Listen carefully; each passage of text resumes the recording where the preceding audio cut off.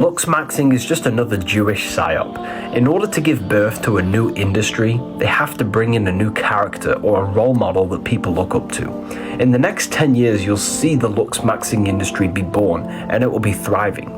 Because they brought in these characters, these paid characters, to push a certain narrative, to influence the thoughts and desires of the masses. So they can't just give birth to an industry because no one cares about it. So they have to bring in an influencer to influence the minds of the masses before that industry is born.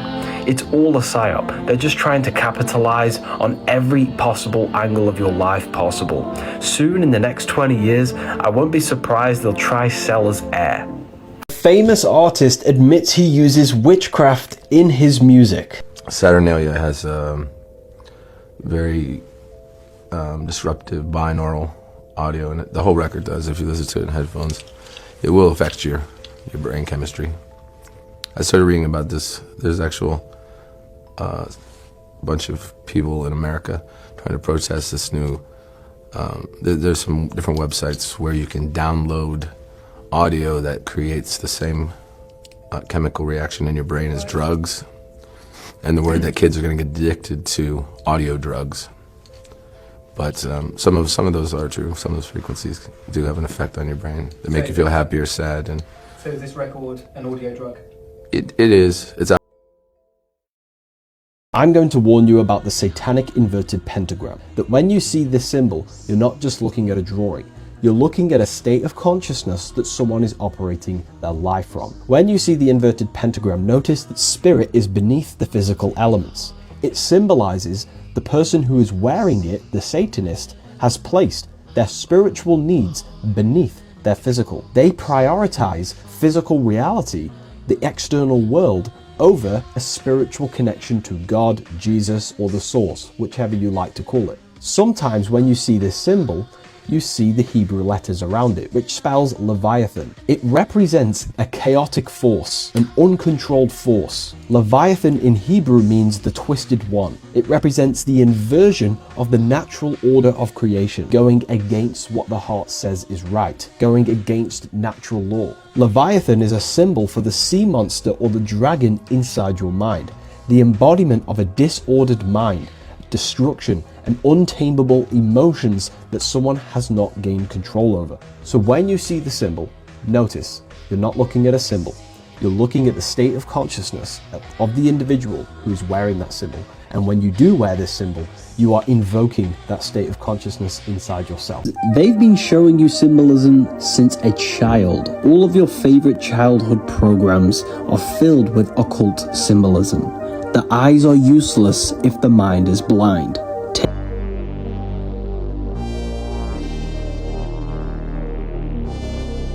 Really? I don't know. I'll stop all our domination plans. I'll pull my lizard men out of Congress. We'll stop using Hollywood to hasten the New World Order. If you can't read symbolism, you are walking through life like a headless chicken. It is the most important language to learn in the world. You have joined the sacred order of the stonecutters, who since ancient times have split the rocks of ignorance that obscure the light of knowledge and truth. So here's Michael Jackson's album cover, and you can see he's showing you some occult symbolism of the black and white checkerboard floor. And here are some more. Cardi B. You have Rick Ross, Lil Wayne, 2 Chainz, with the 2 pillars and the checkerboard floor, which is also a Freemasonic symbol of the entrance of the Temple of Solomon. And again, the Temple of Solomon is yourself, and when you walk into the 2 pillars, it's symbolic for walking into your own mind and entering the mystery schools and learning about the functions of consciousness. Here you see 6-9 with the checkerboard pavement.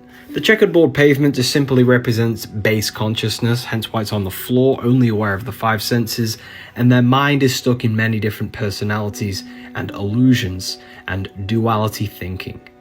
When death comes, the only thing that truly matters is the level of consciousness that you have attained and the degree of self-mastery you have cultivated. Mastery of the soul is the only thing that counts in the end. If you leave this life without self-mastery, you will return to the physical cycle and repeat the lessons of existence until they are learned. But if you evolve and transform, you pass onward to greater cycles of consciousness. These are the two paths, the path of ignorance or the path of seeking. If you die with desire for the physical things, then your desire will manifest you back into the physical plane. But if you free yourself of desire for physical things and fleshly pleasures, and place your desires on the spiritual things, and you do not have a heavy heart when you die, you will not recycle back into the physical plane. And you will ascend to a higher level of consciousness, which matches your level of desire and thought. The universe is made of consciousness. Therefore, the true meaning of Satanism must be understood as a condition of consciousness, not a religion. The symbols of God and the devil represent different aspects of the human experience. They represent different ways of thinking, feeling, and behaving, the three expressions of consciousness. They are archetypes. God represents the unity of self in alignment with truth and natural law. Satan represents the breakdown of that unity. It is a state where thought, emotion, and behavior are out of harmony. It is the disconnection from love, empathy, and truth. This is not just a metaphor, it is an actual condition of mind and soul. Satanism is not a religion, it is a condition of consciousness, a way of thinking, feeling, and acting, and expressing consciousness. Freemasons hide their secret symbols even within architecture. This is called the Gates of Europe inside Madrid. Now I want you to bring your attention to this monument down here for Jose Calvo Sotelo. And if we have a little look at who this person was, we see him doing a Freemasonic hand gesture called the hidden hand. So he was a Freemason. And what even confirms this is that this is the Gate of Europe, just like the gate, the entrance to the Temple of Solomon, symbolized by the two pillars, which is the two buildings and the middle pillar. So whenever you see a person standing in between two pillars on a piece of artwork, it's basically saying they are the initiate who's going into the gate, into the mystery school, into the occult school, because these pillars represent the masculine and feminine forces of consciousness. And the person or the path in the middle is the path to enlightenment, or the path to unity consciousness. So this is why you see the initiate standing in between this gate. It's a symbolic gate into higher consciousness, or the Temple of Solomon. Jews are so rich because they understand Cabala. So Judaism is just a religion, but on the back end of Judaism, you have what you call Cabala, just like how Christianity has Christianity, and on the back end of Christianity, you have Gnosticism. It's the mystical version of Judaism. And the Cabala pretty much teaches you the diagram and the blueprint of how consciousness creates reality.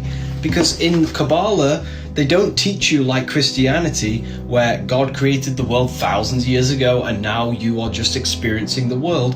Cabala is the complete opposite. Cabala teaches you that the world is not created, but creating in the present moment. Creation is being created by God in the present moment, and you are a co-creator with that source. You are also contributing towards steering this creation into a specific agenda. So in Cabala, they teach you how to use these different forces of consciousness and how to manifest them down into Malkuth, which is Earth. It's a blueprint of how consciousness turns into reality. So the reason why Jews are so rich is because they understand how the material world is created, and they desire to create material things through the teachings of Cabala. The scariest part about having your first out-of-body experience is the realization that you have been lied to your whole life about the earth, what you are, your capabilities, and what you're doing on the earth.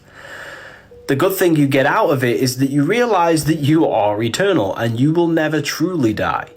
You realize with absolute certainty that you are far more than your physical form. This recognition transforms your life because you carry this living awareness that you are eternal. Death loses its power over you. You take bold steps because you understand that nothing can truly end you, and nothing can use the fear of death to control you. Human beings fear the unknown, because ignorance creates a shadow. Any fear you hold in your life arises from a gap in understanding a specific dimension of reality or field of knowledge. The only knowledge that truly matters is the knowledge of yourself, because the knowledge of yourself can be carried on eternally. The Matrix is designed to keep you trapped in rabbit holes and certain conspiracy theories and useless information to never actually discover your true capabilities and the power of consciousness. The worst thing that happened to me when I stopped believing in Jesus is the fact that I was then 100% accountable for my reality. If something bad happened, I could no longer blame Satan or God for this bad thing happening in my reality. It was me, it was my responsibility to change it. The reason why I changed over is because I had a great realization one day.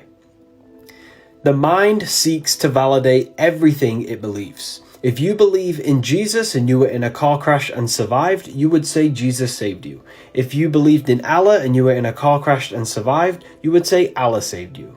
Which means the only truth that remains the same is the substance of mind itself, not the belief the mind believes, if you can get your head around that.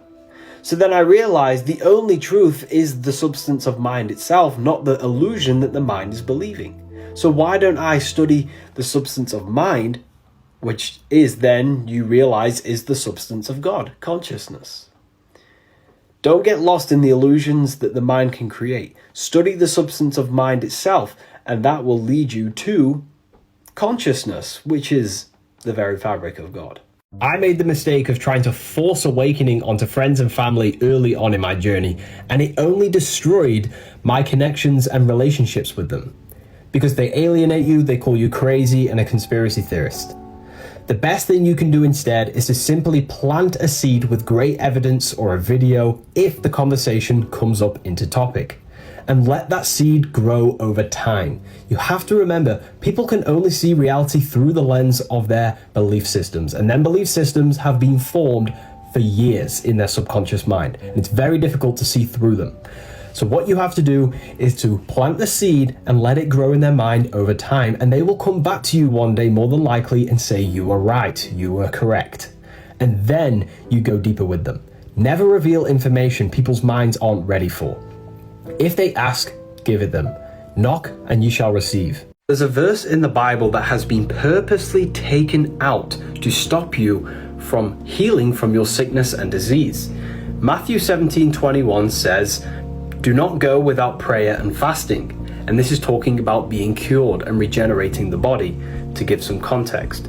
But in most Bibles, it goes from Matthew 17:20, skips 21, and goes straight to Matthew 17:22.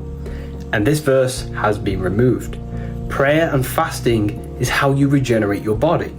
But what is prayer?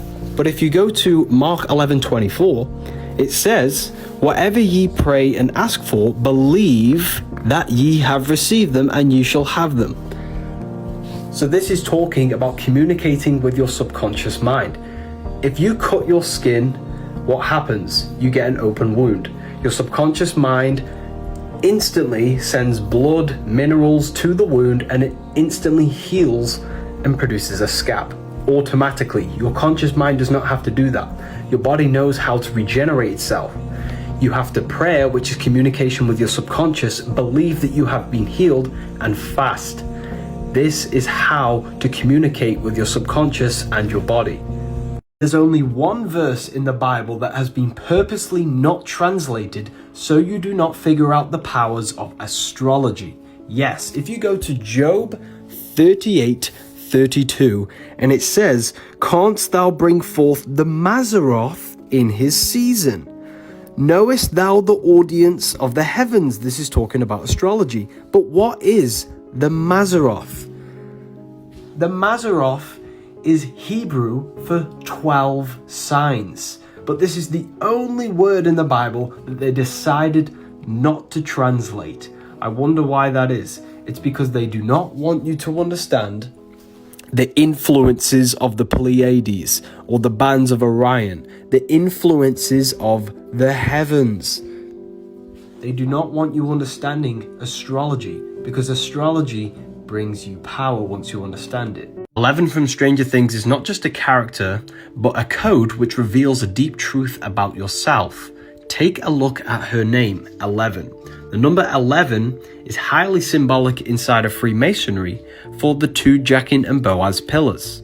These two pillars represents the world outside the mind, symbolized by the sun, what you can see.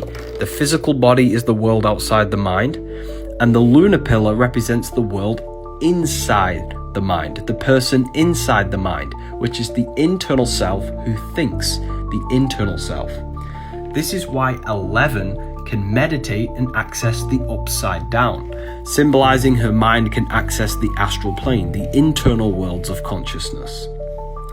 She brings the knowledge from the internal world, the upside down astral plane, and brings it out into the outside world of the physical plane and uses that knowledge to navigate reality. She holds the powers of accessing the inner and outer world. That's why her name is 11. She accesses the physical plane and the astral plane. Christmas is sun worship, and the sun is related to Jesus. So if we take a look at the sun, we see that the sun moves away from the northern hemisphere towards the south, which then creates the winter in the northern hemisphere. But on December 22nd, 23rd and 24th, the sun no longer moves south. It remains in the same degree for 3 days on the Southern Crux constellation, which is the cross. The ancients saw this as the death of the sun, as the sun would not move a degree on these 3 days. This is when Jesus is in the cave for 3 days, because they saw this as the sun symbolically dying. Then on December 25th, which is Christmas Day, the sun no longer moves south, going away from the northern hemisphere. It moves 1 degree north, bringing back the longer days, the light, the warmth. So December 25th is the celebration of the rebirth of the sun, bringing back the warmth to the northern hemisphere so they could grow crops, have longer days, and bring back the summertime. It's the rebirth of light. So the sun dies on a cross for 3 days in a cave and is resurrected on the December 25th, which is all the symbol of Jesus. This is why Jesus has 12 disciples for the 12 zodiac signs, 4 gospels for the 4 seasons of the sun. So all of this is symbolic for the sun. The story of Adam and Eve in the Garden of Eden is the beginning of your incarnation, not the beginning of creation. Sit down and take some pen and paper, because this is about to go deep. The Garden of Eden represents the state you were in when you were first created and born into this world. You had no personal identity. You had no ego. You did not suppress aspects of yourself to fit in with society. You weren't scared of other people judging you. As a child, you were unified with yourself. You did not care about anything else judging you. You saw your parents as an extension of you. You were unified with your parents, your family, and nature. You were in a state of unification. But as you grew older, you left the Garden of Eden. As your consciousness grew, it began to fracture. The brain developed, and ego began to form. The right hemisphere of the brain, which sees holistically and intuitively, was dominant in childhood. As you imagined things, you were very creative, and you were very holistic as a child. The left brain started to develop and started to take over as you grew older, because the left brain starts to become self-aware. Now this is where Eve, the feminine, the right hemisphere, eats the apple. She eats the apple because eating is a symbol of destruction and transformation. The left hemisphere starts to take over and transform how your mind functions. And this is why when they eat the apple, they realize they are naked in the Garden of Eden, which is symbolic of becoming self-conscious. As you grow older, you become self-aware that you have your own personal identity, your own life, your own thoughts, emotions, and actions. And as you become self-aware of yourself and society, you start to suppress aspects of yourself to fit in with the rest of society. You become scared of other people judging you, which means your consciousness fractures. You are no longer unified with your internal world. You start to wear a mask to fit in, to protect yourself from being judged, and to fit in with society. This is the psychological fall from Eden. You fall, your mind fractures as you grow older. This is the story of leaving the Garden of Eden. It is a process from going from unity into divided consciousness as your brain develops. Our goal now is to unify again with our true inner child. If you've ever watched Stranger Things, then you might have missed this scene where they show you the truth. Mark of the Beast 666 is closer than you think, and it's actually quite scary when you realize what it actually is. Now, it's a code that must be broken down, and I have broken this code down. So let me show you what this is. The number 6 represents the cube, because the cube has 6 sides, and everything in the physical dimension has 6 sides: up, down, backwards, forwards, left and right. Your body is a cube. It's the physical world, the simulation, matter. Now the number 3, because there are 3 6s, represents the 3 expressions of consciousness. Consciousness thinks, it feels, it acts. It's mental, it's emotional, it's physical. Consciousness creates in the material world 6 through 3 ways. When your consciousness thinks, feels and acts only towards the 6, the cube, the physical world, that is the mark of the beast. When you give all of your power, your thought, emotion and action only to materialism, which locks your consciousness in chasing material validation, pleasures and things of the world. That disconnects you from spirituality. 666 is when your consciousness is only giving power to the material things, cutting off your spirituality, leaving no room for true connection with the divine and your higher self. That is what 666 truly is. You become the mark of the beast by feeding the animal within your mind. You are the universe. 12 systems in the body, 12 zodiac signs. The sun gives life to the earth. Your soul gives life to your body. Your body is a miniature earth, and the soul is a miniature sun. We live in a soul system. Daytime is life, nighttime is death. Your skull shows you the 5 elements. Earth is the jaw, water goes in the mouth, air goes into the nose, fire is light, goes in the eyes, and your third eye is spirit. That's why you have 5 fingers for the 5 elements. The cycles of the physical world happen within you. Autumn is emotional, summer is spiritual, the winter is more mental, and the spring is more physical, earthly. You can use these seasons to your advantage. The seasons don't just happen outside you. They change your internal world and how you feel. You can use the moon to create reality. A new moon is when your subconscious is more closed. Full moon's when your subconscious is wide open. Reprogram your mind on a full moon. Menstrual cycle is a moonstral cycle. Cycles of the moon affect the cycle within the female body. Humanity is so lost because we've lost touch in our connection with the whole universe. The only thing that matters is the knowledge of yourself. The Egyptian gods never existed. They symbolize different body parts of your body. The ram sphinx in Egypt is symbolizing the hippocampus and the brainstem. This god is Osiris. Osiris is the god of the dead. He does not represent physical death. He is the symbolic death of your consciousness and spirit. He represents the reptilian brainstem. Part of the brain that does not think, it acts on automatic responses. Most people in the Matrix are stuck in this part of the brain and don't even realize they exist. They're living life on autopilot. It represents the death of your conscious awareness and your spirit. Osiris goes up to Aries. Aries is the spring, the first sign of the zodiac. This ram represents Aries, the awakening, the spring. Spring is when the sun brings everything back to life. Lamb or Aries is symbolic of resurrection and new life and awakening. So we have Osiris, the brainstem, the unawakened consciousness, death. Aries, the hippocampus, using the higher brain, awakening of consciousness. The ram sphinx in Egypt is showing you the resurrection of consciousness. Waking up and realizing you possess awareness and you're no longer ignorant of life. Jesus is not going to save you. Allah is not going to save you. Buddha is not going to save you. No one is coming to save you.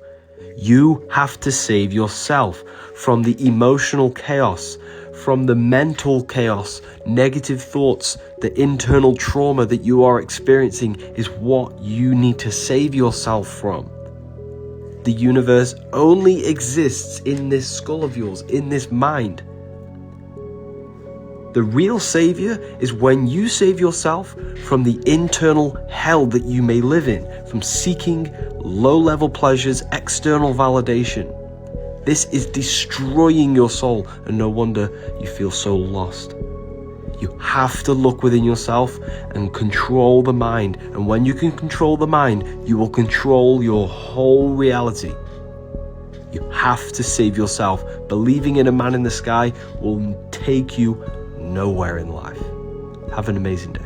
Third eye is not your pineal gland. It is not this gland inside of the human brain. People think that when they become awakened to their consciousness and they become self-aware, that their third eye is now activated. This is completely false. In order to activate your third eye, you simply have to do this one thing, which many people cannot do because we've been programmed not to. It is called visualization, imagination. Your imagination is a screen in your mind. It is the access to the astral plane. And this is what we call in the occult and secret societies call imagination, spirit vision. It is the ability to see beyond the physical world, see into the spiritual world, which is simply the astral plane, your imagination.